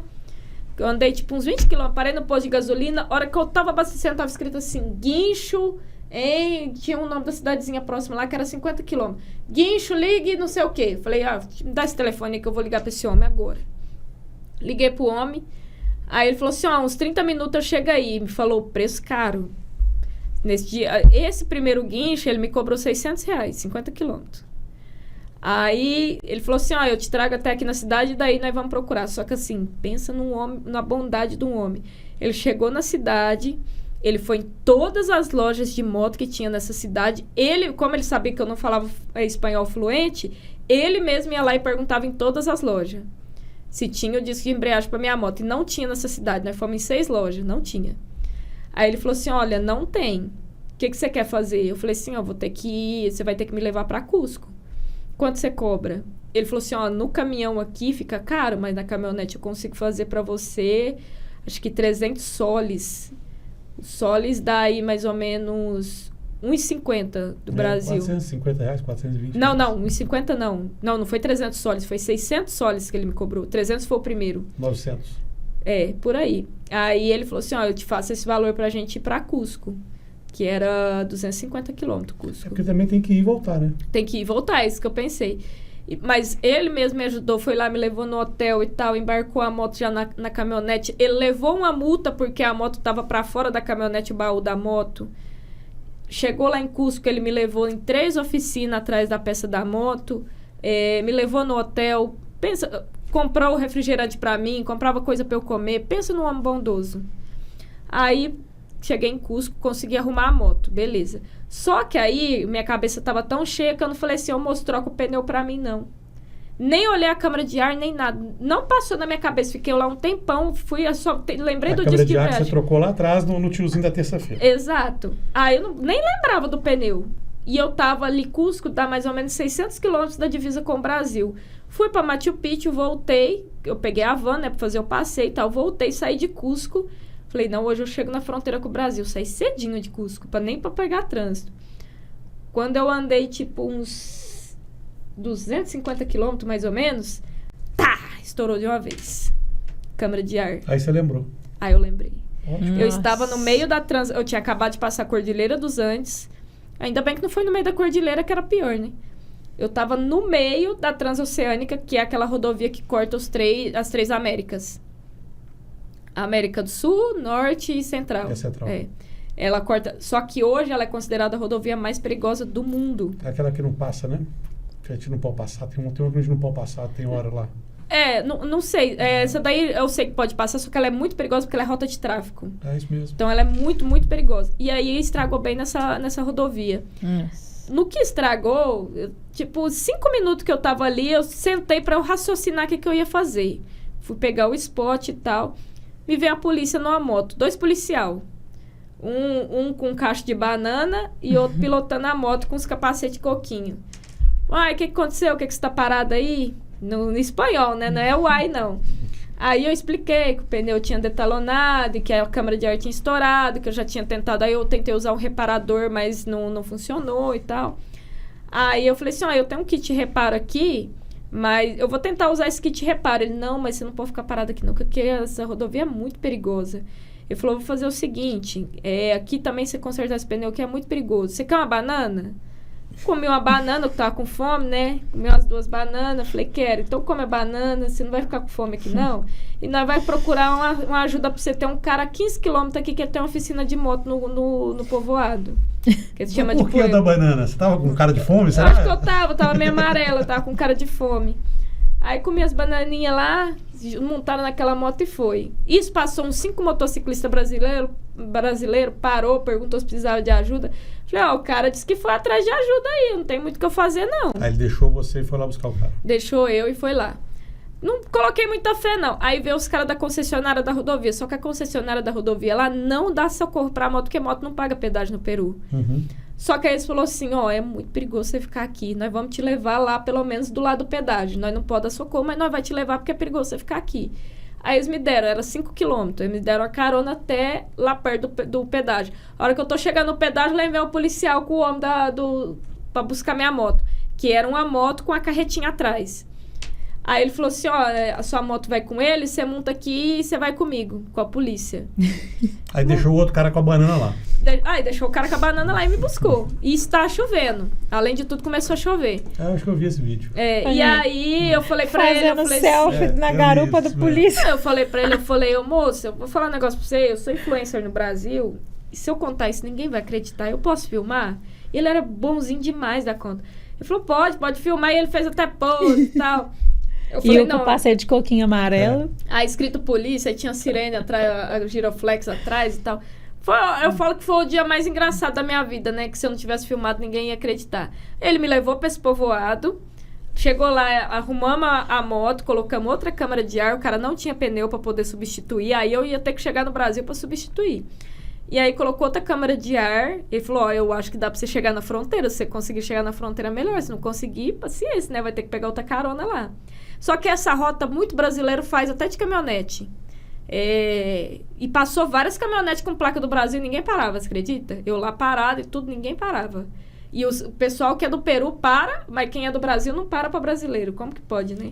Mas o brasileiro não tá parando nem aqui, nem dentro, imagina lá fora. E aí, cheguei nesse povoado, o cara arrumou a moto pra mim, já era 5 horas da tarde, aí esse policial foi e me ajudou. Eu não tinha dinheiro pra pagar em soles. Esse povoado, ninguém aceitava cartão, só que tinha uma casa de câmbio. Passei o meu cartão no crédito e aí o cara me deu em soles pra eu poder pagar o cara da oficina. Aí paguei, fui pro hotel e tal. O policial me levou nessa casa de câmbio sem capacete, nenhum dos dois, nem eu, nem ele, sem capacete andando lá, nesse povoado. Porque não é... Capacete coquinho já não é muita coisa, né? O pessoal não usa muito. Mas acho que foi o dia mais engraçado, assim, da minha vida, sabe? Aí dormi, no dia seguinte eu falei, não, hoje, se Deus quiser, eu chego nessa fronteira sem esse pneu estourar. E consegui chegar. E por incrível que pareça, consegui chegar até Rio Branco, porque aí eu fui ver os pneus. Eu voltei pelo Acre. Nossa, chorei muito quando eu cheguei no Brasil, porque eu já tinha passado muitos perrengues, 80 dias na estrada e tal. Só que eu tava com os 2 amortecedores da moto estourado. E aí, muito cansado, e eu tava com o meu braço travado. Quando eu entrei dentro do Brasil, que eu tava chegando ali na cidade de Assis, Brasil, meu braço muito dolorido, muito travado. Eu falei pro pessoal, não tô aguentando, eu tava andando muito devagar, porque eu tava sentindo muita dor. E aí, a hora que eu saí de Assis, Brasil, para Rio Branco, eu falei assim, eu vou ter que tomar uma decisão aqui. Ou é a minha saúde, ou é eu ficar tentando provar para as pessoas que eu cheguei em casa pilotando uma rota que eu já fiz, que não tem sentido para mim. Eu não vou ficar provando, eu tenho 12 anos de estrada, né? Eu fiz 13 anos agora esse mês. Não tenho que provar nada para ninguém. Eu já fiz o que eu tinha que fazer, que era América do Sul. Já tá dentro do seu país. Pra que eu vou ficar provando as coisas pros outros, que eu vou chegar em casa pilotando, sendo que eu já fiz essa rota aqui do Acre? De tudo não faltava, faltava muito ainda. Não faltava 3.200 quilômetros para chegar. Faltava mais de 3.000 quilômetros ainda. De Assis, Brasil a São José do Rio Preto são 3.200 quilômetros. Era mais ou menos 7 dias de viagem. É isso que eu ia falar, 6, 7 dias. Aí o meu seguro, ele é cobertura nacional. E eu já tinha falado com o meu corretor. E aí ele falou assim, Celina, quando você pisar no Brasil, se você precisar, você me fala que a gente busca sua moto em qualquer lugar do Brasil, você sabe? E aí eu fiquei pensando naquilo. Eu falei... Na hora que eu cheguei em Rio Branco, o cara me deu um pneu de presente lá, troquei o pneu, mas eu vi o amortecedor, não tava legal a moto, não tava muito me sentindo segura naquele momento com a moto, muita dor no corpo e tal. Falei pro pessoal, assim, gente, eu não tenho condição de voltar embora pilotando. 7 dias de viagem ainda. Eu senti dentro do meu coração que eu não devia voltar. Você já tinha rodado quantos mil quilômetros? 14.900. Falei, gente, eu tenho certeza que eu não tenho condições físicas e psicológicas para chegar em casa pilotando. E aí, nesse momento, parece que foi uma coisa muito... O cara que me ajudou a fazer o roteiro, ele chama Alcione, ele é lá de Curitiba. Nesse momento, eu recebi uma mensagem dele, que era um texto desse tamanho, assim, no WhatsApp. Celina, eu sei que você acabou de entrar no Brasil, eu sei que você está cansada, você está morrendo de vontade de chegar em casa, só que agora é o momento que você tem que ter mais cuidado da viagem, porque agora é o momento que muita gente não chega em casa. Porque aquele desespero de chegar e não sei o quê, você acaba cometendo Esse cara falou tudo. Fazendo umas besteiras no trânsito. Então, muito cuidado se você resolver chegar em casa pilotando. Desse jeito, eu falei assim, eu acho que isso é um sinal. Falei com o meu corretor, falei assim, Pedro, tá acontecendo isso, a moto tá com esses problemas aqui, não tô sentindo segurança e tal. Não, Celina, vou falar com a Porto agora, a gente compra passagem de avião pra você e manda sua moto de guincho. Se é isso que você prefere, eu falei, eu acho que é melhor pra mim. Aí o pessoal lá no Acre também apoiou, as meninas do motoclube que me recebeu lá também apoiou. Daí eu falei, não, é isso que eu vou fazer. E daí no dia seguinte, comprou passagem pro dia seguinte, peguei 4 voos pra voltar pra casa. E aí a moto chegou, tipo, 5 dias depois. Até de avião foi cansativo. Fiz 4 conexões pra poder chegar em casa. Eu ia falar um negócio do Acre, mas eles iam me cancelar. Não fala não, porque eu já fui quase cancelada. Mas eu te parabenizo por isso, por essa decisão. Porque não foi fácil, você não tem que provar nada pra ninguém. É isso que eu pergunto. Eu sei que a gente aqui fica esperando, né? Os seus seguidores querem ver sempre você na estrada, quer ver você chegando, quer ver você concluindo e tudo mais. Mas mais vale a sua vida, a sua saúde, entendeu? Você não tem que provar nada pra ninguém. Você não tem contrato com a gente pra ter que cumprir aquilo. Sim. Você foi até o seu limite. E o seu limite... já foi assim, acima de qualquer esperado. De muitos. Entendeu? Com você certeza. fez mais do que qualquer pessoa imaginava que você ia fazer. Então, assim, você está super de parabéns por ter tomado essa decisão no momento certo. E a gente te admirou muito por isso. Muito difícil, porque eu nunca voltei para casa de guincho. Mas aí você olha e fala assim, nossa, isso não... Foi lindo. A sua viagem foi maravilhosa. Sim. Você trouxe tanto conteúdo e trouxe...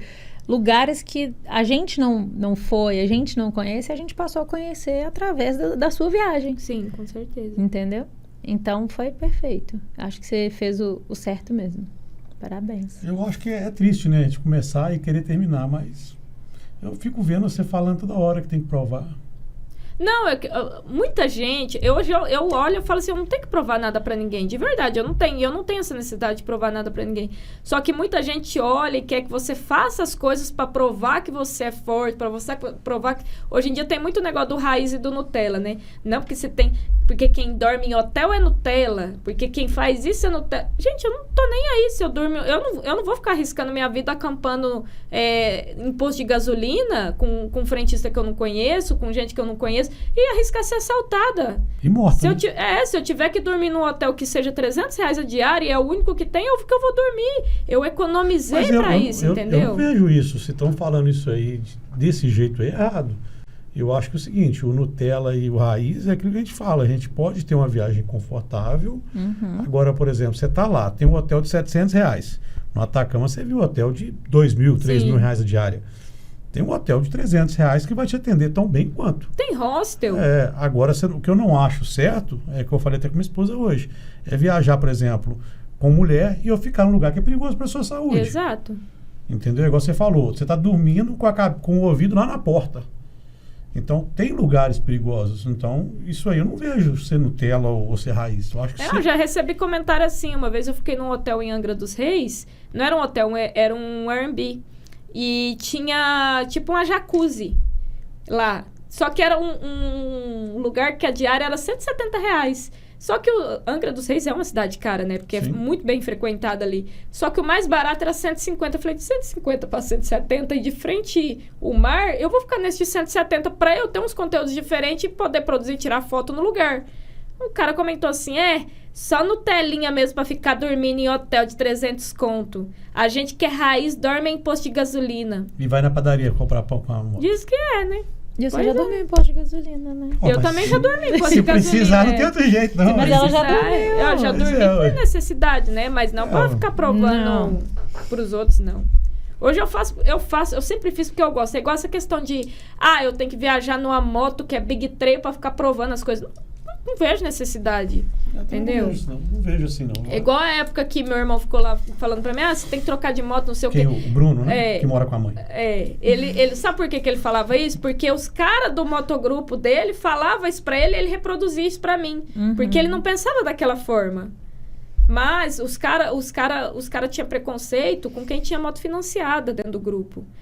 Porque quem tem moto financiada, não sei o quê. Sabe, essas coisas. Então... eu via que ele estava reproduzindo uma coisa... que não era dele, né? E esses mesmos caras são os que entram hoje na minha live, quando eu tô fazendo live, e escrevem assim, orgulho de frutal. Quando eu tava viajando lá que eu não era conhecida, eu era só criticada, eu não era orgulho nenhum, né? Mas agora que eu sou conhecida, tem reportagem até internacional minha, já fiz podcast até para Portugal, aí agora eu sou orgulho de frutal, com a motinha pequena, né? Com a CGzinha. A já tá paga, né? Já tá paga. Que agora é orgulho por disso, já pagou. Talvez. Deve ser isso. Quando tava financiado não era, entendeu? Então, assim, eu sempre tive uma opinião muito forte, eu nunca me importei com esse negócio dos outros ficar falando que eu tinha que fazer isso e aquilo, sabe? Sempre tive. Eu vi isso aí, igual eu falei, você tem um gênio muito forte. Então não adianta. Viu, rapazes? Eu tenho um gênio muito forte. Viu, rapazes? Quem for, se ferra. E não adianta vir querer comprar pão na padaria, não, que a padaria bichinha é pequena, mas a bicha é braba. Gente, quem não sabe, a Celina é alta, tá? Ela tem 1,50 m. Então... Com salto. Com salto, tá? Com salto com tamanco de vaquinha. Entendeu? Tamanco de vaquinha, é verdade. Então, é uma coisa legal isso. Como você hoje, você bem falou que você é influencer, você tem hoje mais de 500 mil seguidores, Celina. Eu acho que é muito importante a gente... ter um cuidado do que a gente fala, né? Eu acho que até com casos aí, recentemente agora, que teve problemas com isso. Como que você vê, o que você faz para melhorar a vida das pessoas? Porque eu acho que isso é uma parte importante. O que você pode fazer para isso? O que é na sua cabeça de gente falar uma coisa boa? Ignora as pessoas que falam mal. Eu falo isso muito com a Mari. Se tem hater, é porque tá no caminho certo. Sim. Não, graças a Deus eu tenho muito pouco hater. A maioria das pessoas gosta muito do que eu faço. E geralmente os que são haters são os que muitas vezes nem andam de moto, sabe?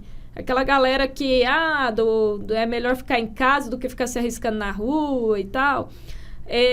Mas hoje, assim, eu levo o meu trabalho muito a sério. Hoje não é só um hobby, é de fato o meu trabalho. E eu tomo muito cuidado em falar apenas do que eu tenho experiência. Eu acho que, eu não sei se você viu que hoje invadiu na terra dos conteúdos, tudo hoje para as pessoas é conteúdo, né? O empinar de moto é conteúdo, tudo hoje para eles são conteúdo. Hoje em dia existe até o curso de pilotagem online, né? Então, assim... Incrível, né? E aí, às vezes, a pessoa vai lá e faz um curso uma vez na vida e já vai lá e faz um e-book de curso de pilotagem online. Então, assim, eu tomo muito cuidado de falar o que eu sei, o que eu faço e como eu faço. Então, se eu não tenho experiência naquilo, eu não abro minha boca para falar. Por exemplo, muita gente vem para mim e fala assim, me dá a dica de como perder o medo na curva. Eu nunca tive medo da curva, então não é o meu local de fala. E outra coisa, quando a gente fala de uma curva, a gente fala de uma pilotagem ali mais específica, às vezes da pessoa fazer um pêndulo e tal, a gente não sabe qual que é a moto da pessoa, então eu falo, olha, eu indico que você procure um curso de pilotagem, eu não sou a melhor pessoa para te ensinar a pilotar, a desenvolver técnicas numa curva, por exemplo. Eu sempre faço dessa forma. Agora, por exemplo, quando a pessoa vem me pedir uma dica de viagem, eu já falo para a pessoa tudo que eu fiz de errado e tudo que eu fiz de certo. Porque, às vezes, ela aprende com os erros. Hoje, se você olhar no meu Instagram, tem lá 10 coisas que eu já fiz errado numa viagem de moto.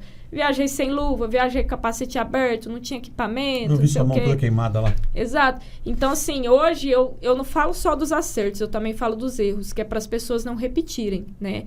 Eu acho que isso é muito importante, porque todo mundo quer falar, quer ter propriedade no assunto, mas sem falar do que já fez errado, né?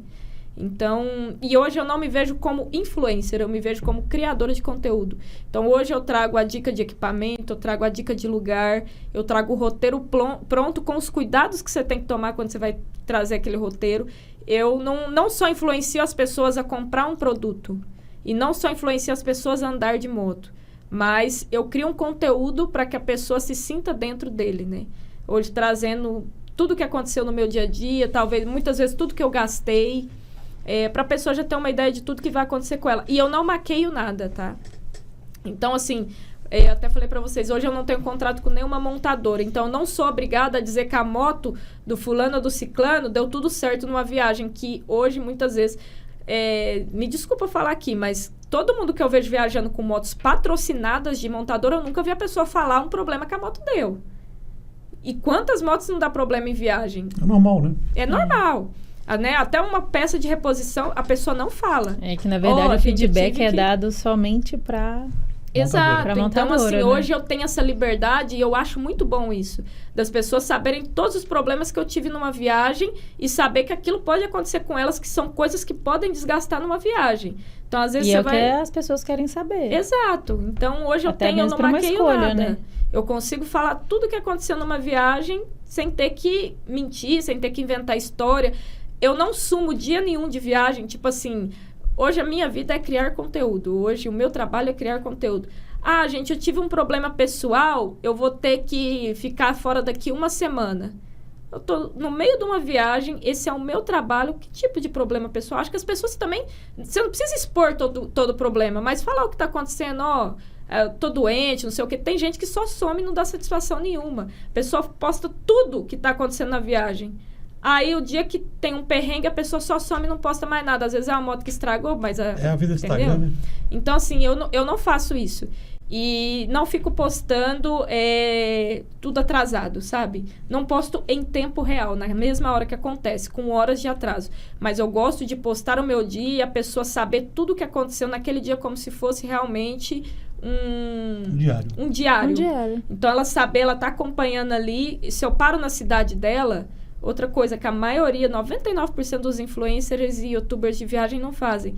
De ir lá e falar pro seguidor que cidade que ele tá para ir lá encontrar com ele. E onde que tá ainda? E eu faço questão. Ontem eu recebi seguidores na casa dela, 2 seguidoras. Recebi gente lá na Drive, porque eu vou lá e falo assim, gente, eu estou em tal lugar. Quem quiser me encontrar, eu estou aqui. Para as pessoas saberem que eu sou de verdade, que eu sou real, que eu sou uma pessoa simples, entendeu? Eu não me escondo. Eu não fico postando só com atraso. Eu sei que tem a questão da segurança, só que também não preciso me esconder, chegar numa cidade, me esconder e falar daqui uma semana que eu estive na cidade, as pessoas ficarem lá, nossa, queria ter te visto, queria ter te conhecido, e às vezes achar que a gente não é real. Eu faço questão de receber as pessoas. Ou até que não é disponível, né, para conhecer os seguidores. A famosa elite, né? Elite, Não, eu faço questão de conhecer as pessoas. Eu vou em eventos de moto, eu não cobro R$1 para ir em eventos de moto.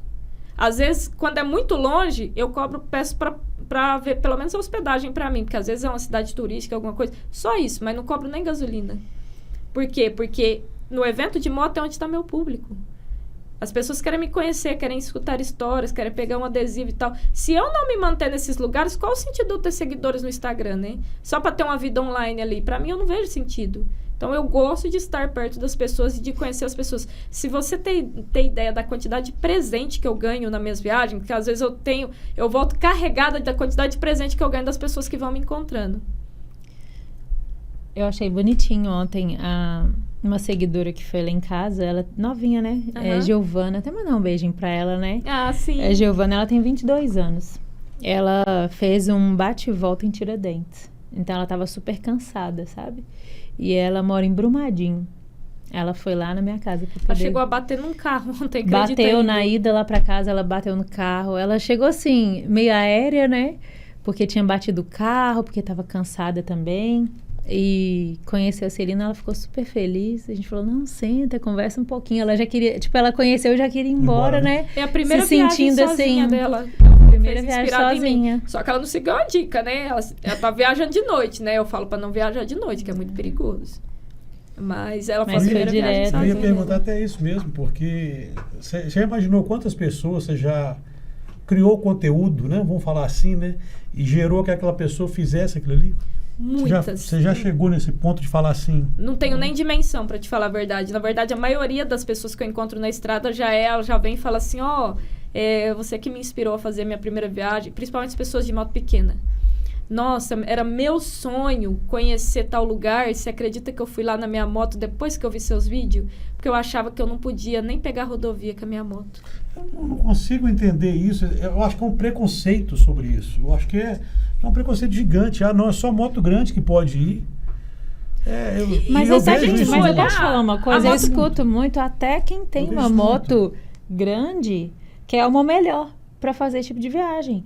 Eu já vi, quando as pessoas falam assim, o que você deseja fazer? Eu falo, eu desejo viajar para fora de moto, sim, fazer uma viagem para Atacama com o Ronan, né, Ronan? Eu tenho que ir para Disney. Tem que levar a Lucília para Disney. E aí eles já me perguntaram, mas aí você vai trocar a Tiger? Eu falei assim, como assim, trocar a Tiger para eu ir no Atacama? Tipo, por que eu tenho que trocar uma moto 900 por uma mais potente ainda, sabe? Né? Isso é coisa que tá na cabeça das pessoas, porque eu acho que cada um vai com o que pode, assim, né? Nem com o que quer, vai com o que pode também, né? Hoje a velocidade média das nossas rodovias é de 90 a 100 por hora. Qualquer moto 150 pega 100 por hora, entendeu? Numa subida, nem o caminhão consegue subir a 120 por hora. Então, assim, muitas vezes até eu já até perguntei pra Fernanda, né? Falei, Fernanda, eu fico atrás de caminhão? Eu não fico atrás de caminhão. Eu passo tudo. Sim, entendeu? Eu não passo perto com caminhão. É bom deixar claro que sim, uma moto mais potente te proporciona mais segurança, sim. Eu falo até por experiência própria, eu fiz minha primeira viagem inspirada na Celina, fui pro Espírito Santo, e eu percebi uma certa dificuldade, porque a estrada daqui pro Espírito Santo, eu não sei se você... Sim, 2002. Ela é perigosa, né? É uma estrada de mão dupla, mas é uma estrada simples, e tem muito tráfego de caminhão. Sim. E às vezes eles ficam assim, coladinhos. Mas é uma questão de sinalização, Mari, igual eu ensinei uma vez, sabe? Eu percebi que com uma moto mais potente, uma moto menos potente, eu ia me sentir muito mais insegura para fazer as ultrapassagens que a gente estava fazendo. Mas eles não passam em cima não, gente, pode ficar tranquilo que eles não passam em cima, porque eles também têm família, entendeu? Se eles verem a gente, eles não passam, não passam em cima, mas se não vê... Não, mas, eu vou te falar. Só uma questão de segurança, mas assim, o que eu volto a dizer é que nada impede. A quantidade de acidentes com moto maior é infinitamente maior do que com moto pequena, porque vocês se arriscam muito mais. Eu sei porque... Confia mais. Quantas vezes eu me arrisquei na minha Street Triple vendo alguém vindo de frente e tirando o fino da pessoa para poder entrar. Eu vejo isso o tempo inteiro. Os caras com baú, esquece que tá com baú lateral e bate na lateral dos caminhões, entendeu? Muitas vezes. Agora, a gente que tá de moto pequena, a gente pensa 2 vezes antes da gente ultrapassar. Sim, você olha, claro. Você fala assim, eu olho primeiro meu retrovisor assim. Se não vem ninguém, se eu tô numa faixa dupla, né? Numa estrada de faixa dupla. Eu olho primeiro se não vem ninguém atrás. Porque dependendo da velocidade que a pessoa vem, também não vai dar tempo dela frear. Então, não vem ninguém atrás. Tem um caminhão aqui na minha frente. Tô tranquilo, vou entrar, ultrapasso, entro na frente dele e acabou. Agora, uma estrada, por exemplo, de mão simples. Eu tenho que olhar quem vem de frente. Eu não me arrisco em faixa dupla. A maioria do pessoal de moto grande era o que eu mais via no Atacama. Os caras ultrapassando no meio da Cordilheira dos Andes, naquelas curvas fechadas de 1.200.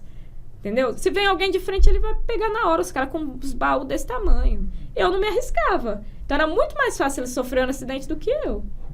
Entendeu? A gente que tem a moto menor, a gente tem um pouco mais de senso, mais sabe? Eu respeito muito. Faixa contínua não é para ultrapassar. Alguém foi ali, estudou isso. Então Exato. Eu também acho. Eu penso exatamente assim. Eu evito o máximo isso aí. Se tem a sinalização, não é à toa, né? Eu acho isso. É uma questão de realmente da gente analisar bem e saber a potência da nossa moto. Quanto a isso, você vai embora a qualquer lugar. Graças a Deus, nunca sofri um acidente de viagem, exceto esse da queda no óleo. Mas de bater em veículo, nada. Não é acidente, né? Isso é tumba, normal. Ela foi feita para cair. Isso. Se ela tivesse para ficar em pé, tinha 3 rodas. Pois é. Ela tem 2 para cair, entendeu, gente? Celina, tem quanto tempo você está na estrada? 13 anos. Deixa eu falar uma pergunta para você que eu acho que ninguém nunca te fez. O que mudou da Celina de 13 anos para cá? Eu sou... Sem ser a quitação da moto, o Bruno morar com a mãe e o apartamento. Hoje... Coitado do Bruno. Hoje eu me enxergo muito mais mulherão, muito mais forte. Eu acho que a moto contribuiu muito com isso, né? Com tudo que eu passei, hoje eu me desafio muito mais. Antigamente eu tinha medo de pegar qualquer areinha que você pensasse. Hoje eu vou nessas estradas tudo aí, não tenho medo mais. Então eu sou muito mais forte, muito mais resiliente, muito mais... mulherão, digamos assim. Apesar do meu tamanho, eu me sinto muito mais, sabe? Mas, ao mesmo tempo, eu acho que eu continuo ainda aquela pessoa cuidadosa, aquela pessoa apreensiva em alguns momentos. Eu continuo aprendendo, eu sempre falo que eu nunca sei de tudo. Outro dia eu fui participar de uma palestra na BMW, eu cheguei lá, eu era a única mulher da palestra. E o cara virou pra mim e falou assim, você não precisa estar aqui, você já sabe de tudo. Eu falei, não sei de tudo.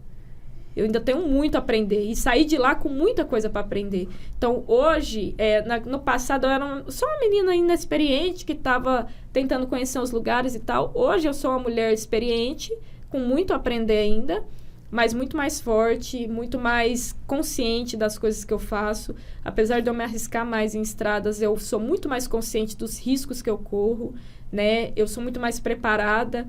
Hoje, eu tenho seguro de vida. Hoje, eu saio de casa...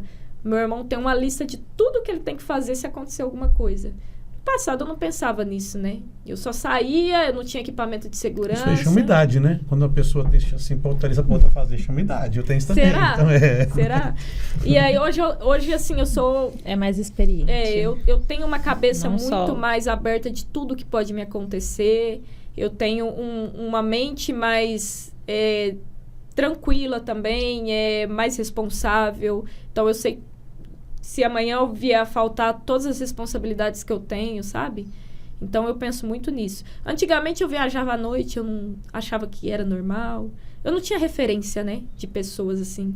Então, eu viajava à noite, não tinha equipamento de segurança e tal. Hoje não, hoje eu sou muito mais consciente. Apesar de eu fazer mais desafios, eu sou muito mais consciente dos riscos que eu corro. Viajar à noite, é até bom você falar isso aí, eu acho muito perigoso. Sim. Eu acho que não vale a pena o risco. Com certeza. Porque, por exemplo, na Atacama você vê diversos bichos passando na sua frente de dia.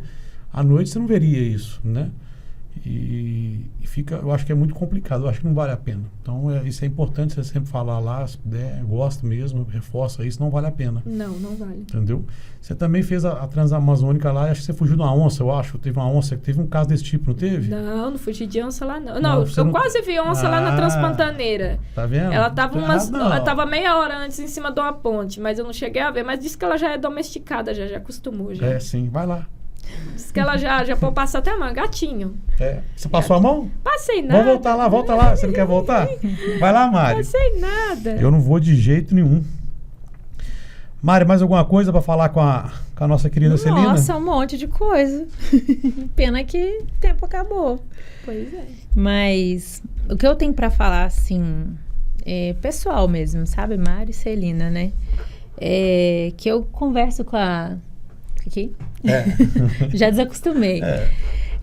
Na verdade, eu conheço a Celina. Eu tô falando pra ela. Pera, calma.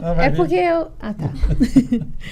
É porque, assim, a gente conversa por Instagram, pelo WhatsApp, e eu vejo uma simplicidade muito fiel, assim, sabe? Que você carrega dentro de ti. E eu tô vendo que você, desses anos, né? Que você veio adquirindo tantas responsabilidades, experiência, você veio se tornando esse mulherão. E talvez essa simplicidade, talvez seja a única coisa que você não mudou. Sim. Né? Então, eu desejo, assim, do fundo do meu coração que você continue. Porque é o que cativa, foi o que me conquistou. Eu canso de falar pra todo mundo assim, você já segue a Celina? Ah, não, você tem que ver, ela posta lá que a unha dela não tá feita e mostra a unha sem fazer. Eu tô dando esse exemplo da unha, porque hoje o Instagram é uma vida onde que tudo tem que ser perfeito. Sabe? Tudo tem que ser perfeito. E você vai na contramão disso. Você mostra que nem tudo é perfeito. Você mostra nas suas viagens, é legal conhecer outro país, conhecer outra cultura, mas eu passei muitos perrengues, você chora, você se estressa, você chega no ápice do seu estresse ali e você não esconde, sabe? Então, isso tá faltando hoje nos criadores de conteúdo, Sim. nos influencers, né? Eles querem mostrar uma perfeição que não existe. Não existe perfeição. Então, isso foi o que me conquistou. Então, eu queria muito que você continuasse assim. Você está super de parabéns por ser essa mulher que você se tornou, que traz essa simplicidade com você. Com certeza. Não, hoje o pessoal, mas você tem 500 mil seguidores, você é famosa. Eu falo, gente, eu sou a Celina. Eu sou a pessoa... Ontem o filho dela falou assim, nossa, é estranho ter alguém com 500 mil seguidores dentro de casa, né? Eu falei, eu sou a Celina, sou uma pessoa simples. E nasce uma piada. Tanto que, muitas vezes eu faço amizade, as pessoas muito se aproximam, infelizmente, por interesse, por conta disso, né? E eu trato todo mundo como um amigo comum, sabe? Como uma amizade mesmo, e infelizmente eu tenho... muitas surpresas desagradáveis com isso no fim, porque eu não levo isso como um interesse, alguma coisa assim, porque eu me considero uma pessoa comum.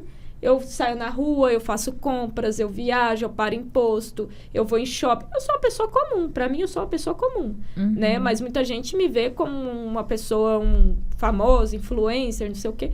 Não, eu sou só a Celina mesmo. Eu gosto de ser a Celina, sabe?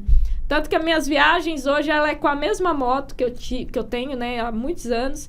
E eu não vejo necessidade de impressionar ninguém com moto, nada disso. Eu gosto de fazer minhas viagens do jeitinho que eu fazia antigamente, conhecendo os lugares e tal. Na verdade, se você parar para pensar, Celina, o seu começo não foi para ser isso. Ele se tornou isso. Sim. Então, o começo seu não foi com essa ideia. Então, você não perdeu essa essência, entendeu? Sim. Então, eu acho que é mais ou menos isso. Eu acho que não foi sua intenção, foi o que tornou-se você. Então, a gente não muda isso. Então, você vê aquela pessoa que sentou aqui, conversou, comeu pão de queijo ali, entendeu? Falou ali dos perrengues, falou da vida, entendeu? Das mágoas. Então, acho que é normal, eu acho que não muda isso. Nós te tornamos isso, não Sim. você que queria ser. Eu acho que são seus seguidores que se tornaram Foi muito isso. natural, né? Foi uma construção muito natural ali. Sim. E uniu o útil ao agradável. É isso. Isso que eu acho legal, isso. Como é que é o nome de sua mãe? Marisa. Manda um abraço pra dona Marisa. Lá, dona Marisa, Abraço, obrigado aí. mãe. Abraço, dona Marisa. Depois você manda uma mensagem, dona Marisa, como é que é ser mãe de uma famosa, né? Ela acha o máximo, né, mamãe? Que a filhinha dá um monte de presente pra ela, né? Mamãe acha o máximo. Que a filha leva um monte de presente pra ela das coisa viagens. boa. Ela gosta. Eu fico imaginando sua mãe, coitada, lá em Frutal, primeira filha. Todo mundo conhece como a mãe da Celina, a mãe da menina que tá viajando o mundo inteiro. Eu tenho várias reportagens publicadas em Frutal, na capa do jornal de Frutal. Então, assim, ela falou que onde ela anda, todo mundo sabe, a mãe da Celina. A mãe da Celina. Muito legal isso. É igual que isso eu sou amiga bacana. da Celina. Tá vendo? Amiga minha mais Vocês nova, estão escutou, parecendo né? a irmã do Neymar. A prima do namorada Neymar, tia do Neymar. É isso. Não tem nome mais não. É amigo da Celina, é a mãe da Você Celina. viu? A Mari nem falou mais que é minha amiga, é só amiga da Celina, viu? Mas eu tô aqui, ó. Entendeu? Ó. Mas eu acho que é basicamente isso. Agradeço. Qual que é a sua próxima viagem para poder encerrar? Você já tem algum planejamento? E eu sei que você trabalha com conteúdo. Tem pessoas, tem empresas aí que estão tentando te ajudar. Então, se puder deixar uma mensagem também para eles, eu acho que é importante. Eu estou no meio de uma viagem, né? Estou subindo agora para o Nordeste. E para atravessar a Transamazônica é uma... Você já não fez isso, gente? Não, eu fiz a 319 e um pedacinho da Transamazônica. Lá agora eu vou fazer ela índio. inteira. Lá tem índio, não mexe Top nisso, não. demais. Eu adoro os índios. Você não vê Não é as índio, é, fotos dela? povo indígena, Falar tá? nisso, eu vi, vou parar aqui, tem ela no Instagram nadando com boto, se eu não me engano. Nadando com boto, isso mesmo. Então, olha Muito lá. legal. Não pode passar a mão, né? Você sabe que é crime ambiental, né? Só pode olhar. Eu não entro, eu não chego nem perto. Elas são bonzinhos. Se aparecer uma tartaruga aqui, eu não deixo pegar, porque eu tenho medo do Ibama, que você não tem noção, Celina. Então, eu tô no meio da viagem, comecei agora, né? Essa semana, eu vim pro evento de Diamantino, depois vim pra A cá. Motofest. Isso. Agora eu tô subindo pro Nordeste, aí eu atravesso pra Transamazônica até chegar no Norte. Essa segunda volta ao Brasil é uma volta um pouco mais específica que eu estou visitando. Eu estou fazendo também a lazer, porque eu queria muito voltar no Nordeste, mas também estou visitando os distribuidores da Petronas, né, para trazer um conteúdo, que é um dos apoiadores daí das minhas viagens. Eu sou embaixadora oficial da Petronas, sou a única mulher embaixadora deles, inclusive. Então, hoje é o meu principal patrocinador. Lembrando que o patrocínio hoje não é igual de jogador de futebol, tá, gente? Você veste a camiseta e sai na foto e tá tudo certo. Hoje tem todo um trabalho envolvido, né? De reuniões, de aprovação de conteúdo, de elaborar roteiro, de fazer gravação e tudo mais. Então, é um trabalho que hoje ocupa bastante, 100% do meu tempo. Antes eu trabalhava 8 horas por dia CLT, hoje eu trabalho 24, né? Eu passo aí 50, 80 dias na estrada produzindo conteúdo e 20, 30 dias em casa só, tentando descansar e sem descansar. Mas agradeço muito hoje aos meus apoiadores aí, as empresas que estão comigo, parceiras, que desbravam junto aí o Brasil, minha marca de capacete, a SX, a Petronas, a Tudo Pra Moto, que me veste hoje com os equipamentos que até poucos anos atrás eu não tinha nada. Então, tudo isso se tornou extremamente importante hoje para eu fazer viagens com segurança. E fico muito feliz de ter empresas que apoiam viajantes de moto pequena. Porque hoje a maioria, 90% dos viajantes são de moto grande. E os de moto pequena estão ali, né? Muitas vezes dormem em posto de gasolina porque não tem dinheiro para poder pagar um hotel. Porque as empresas não querem apoiar. Porque já aconteceu isso comigo. De empresa falar assim para mim, eu não vou te apoiar porque a fulana, ciclana, vai fazer uma viagem com a moto da Honda XYZ e ela vai para tal lugar e tal. Só que depois a pessoa simplesmente sumiu e deu um golpe na empresa, entendeu? Então, hoje eu tenho um nome consolidado aí no mercado, estou há 13 anos, né, no motociclismo, 13 anos viajando de moto, com inúmeras viagens, muitos quilômetros rodados, e hoje eu tenho um nome a zelar. Então, todas as viagens que eu faço muito sérias, independente se é lazer ou trabalho. Hoje eu levo muito a sério e com muita responsabilidade. Então, as empresas que quiserem apoiar, que estejam dispostas a apoiar um viajante da vida real, eu estou aqui disponível. É isso aí. E numa moto que vai do mesmo jeito que qualquer moto grande, para qualquer lugar. Então, não vejo diferença. Quem estiver fazendo essa diferença aí, você vai me perdoar, mas reveja seu marketing. Sim. Eu acho que não vai mudar em nada. Eu acho que o vento no rosto é o mesmo para todo mundo. Exato. Então, a gente tem que saber um pouco disso aí. E outra coisa, moto é moto, gente. Entendeu? Moto é moto, então... E quem gosta, gosta independente da que tiver. Que se um dia você tiver uma crise financeira, você não puder manter uma Tiger e tal, e você puder manter uma CGzinha, se tu gostar, tu vai ter a CGzinha, entendeu? Então, independente da cilindrada, se tu gosta, você gosta de moto e não de cilindrada, né? Eu acho isso fantástico. Celina, queria te agradecer de coração. Vou deixar a Mari despedir, porque é igual a Mari faz, né? A Mari faz coraçãozinho pra você e tudo. Então, deixar a Mari agradecer. Você vai devolver meu boné? Não, esse boné aqui da Mari, realmente agora ele é meu, porque eu já botei na cabeça, eu tava fumando ele. Boné. Então, o Cris manda outro. Cris, tá vendo? Olha só. Finalização é sua, Mariana Drummond. Celina. Muito obrigada por ter aceitado o convite para participar do nosso podcast. Era uma coisa já que eu queria há muito tempo, mas nunca que você vinha, né, para BH, contando com as suas viagens, né, internacionais e tudo mais. Graças a Deus, dessa vez, deu super certo. Te agradeço muito por ter aceitado. E volte sempre. Sempre que você vier a Belo Horizonte, vem aqui no podcast. Com certeza. Muito obrigada pelo convite, né? Adoro Minas, é minha terra, né, gente? Adoro Minas, adoro BH. Terceira vez que eu tô aqui e espero voltar mais vezes, mas de coração, muito obrigada pela oportunidade. É sempre uma oportunidade, né, de divulgar as nossas viagens e poder mostrar, contar história, se aproximar das pessoas mesmo. É isso. Tem uma coisa, queria que você mandasse um beijo pra Fernanda. Ah, Fernanda, minha amiga de Manaus, acabando de voltar de uma viagem que eu elaborei praticamente todo o roteiro dela, ajudei muito ela nessa viagem. E foi uma viagem que ela começou em dupla, mas elas acabaram se separando ali no meio da viagem por outras situações. E aí agora ela veio sozinha, né, de Belém. Encontramos em Diamantina novamente, fiquei na casa dela em Manaus, ela ficou na minha casa em São José do Rio Preto. E viemos de Diamantina para cá juntas e agora ela tá voltando para Floripa. Ela tá finalizando uma expedição de quantos mil quilômetros? Eu acho que 11 mil quilômetros. 11 mil quilômetros numa Phaser. 51 dias de estrada. Tá? E mostrou muita força, muita resiliência. Ela me ligava às vezes chorando, ela me ligava desabafando. Calma, fica tranquila, vai dar tudo certo. E eu acho que é isso, né? O motociclismo é isso, é um encorajando o outro. Sim. E mostrando aí que todos são companheiros no final, né? Sim. Beijo, Fê. Beijo, Fê. Dá o arroba dela aí, deixa seu arroba também, Celina. O da Celina é arroba Celina Martins, com 2 T's. Com 2 T's, em todas as redes. Facebook, TikTok, YouTube, Instagram, até Kawaii. Em todas as redes, Celina Martins com 2 T. E da Ferzinha é Fernanda Mundo Afora. Vocês vão achar lá. Mas ela tá marcada em todos os meus stories também. Então vamos compartilhar de novo aí. Quem puder, segue lá. Valeu? Valeu, Certinho, Mari, mais uma valeu. vez. Ai, Obrigadão, prazer estar gente. aqui. Fico muito feliz. Pois é, volta aí. Com Deus, galera. Tchau, gente. Beijo.